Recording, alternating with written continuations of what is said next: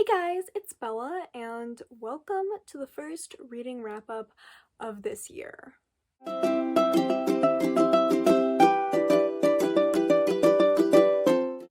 So I didn't read too much this month, but everything I did read I absolutely loved, so I'm really excited to talk about them. The first book I read this month was Ninth House by Leigh Bardugo, and I have been wanting to read this for the longest time. So Ninth House is a urban fantasy mixed in with some horror, and it's by Leigh Bardugo, who is one of my favorite authors. She wrote some of my favorite books such as Six of Crows and Shadow and Bone and just the Grishaverse books, which I absolutely love. I gave Ninth House 5 stars. I thought it was so great. It's basically this sort of fantasy mystery kind of book with the main character going to Yale, but not just normally. She is interacting with all these secret societies that are at Yale and in the area, and I don't know, it was so gripping. I loved the main character, I loved all the characters, and I would definitely recommend it if you like Leigh Bardugo or are just a fantasy or mystery fan in general.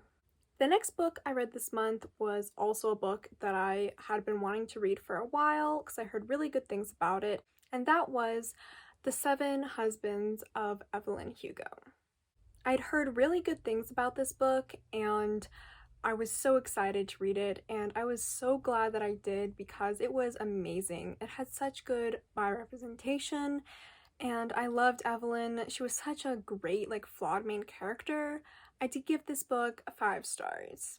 The Seven Husbands of Evelyn Hugo is basically a book that is set in 2 different timelines. One where a young reporter is interviewing a famous celebrity who's now old, and that is Evelyn Hugo, and then the other one is her actual life, Evelyn's life and her 7 different husbands. I would definitely recommend it. I blew through it. It was amazing. Just check it out.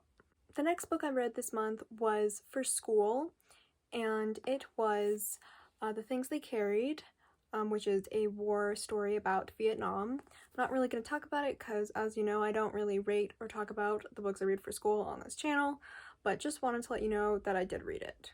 The next book that I read was Crescent City by Sarah J. Maas.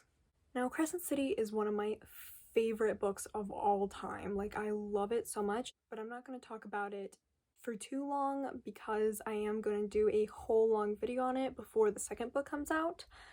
But it is basically a sort of urban fantasy mixed with some high fantasy elements, and it also has mystery elements, and it's about a half-fae named Bryce and her trying to solve the murder of someone she loves.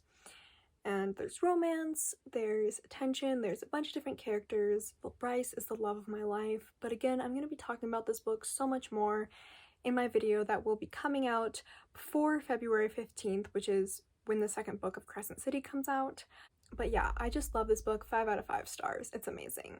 The last book that I read this month, I actually haven't quite finished yet, so I don't know what the final rating is going to be, but I know I'm going to finish because I still have 2 days left of the month, and I'm getting very close to the end of this book. I'm reading it as an audiobook. It's The Raven Boys. I am enjoying it so far. Right now it's a 4-star book just because I'm not fully attached to the characters yet like I usually am, but the plot is really interesting and I think it is very well written, so I'm very excited to finish it.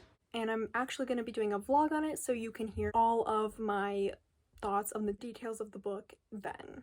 Me from the future here. So I kind of realized that I forgot to talk about a book from that I read this month, and I also at this point have ended up finishing The Raven Boys, so I will just talk about that in a little more detail. So the book that I forgot to mention is called The Book of Pride, and it's basically a compilation of a bunch of older generation LGBT stories from like during the AIDS epidemic and the Stonewall riots and all of these different things. And it was so interesting, just reading about that kind of history and all of these different people. Like, they did a really good job covering like all of the different types of experiences, because there are so many people and so many different types of people in the LGBT community that is just like impossible to find a story that relates to everyone. And even in a book of what, like 70 something stories, there's definitely gonna be people who weren't like fully represented, but they just did like such a good job with telling that story and telling all the stories.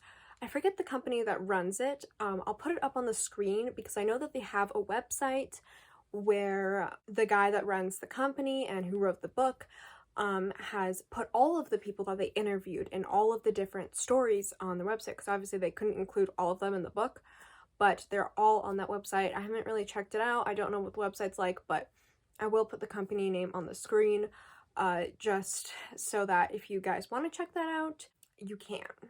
And about the Raven Boys. So I did end up really enjoying the Raven Boys. I think I'm going to give it like a 4.5 out of 5 stars, just because I don't really think I connected with the characters until a good portion into the book. But by the end, I did end up loving all the characters and I was really invested. I think the book ended very strongly, and if the rest of the books are anything like how this book ended, I am going to be very happy.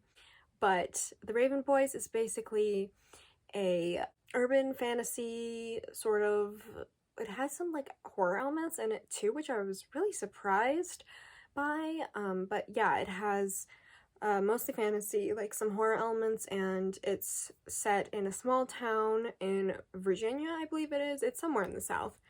And there is this school, like it's a private school, you know, like rich people go there, and people go there called the Raven Boys, which is a version, like there's several different places where the title the Raven Boys could come from, but that's like the most obvious.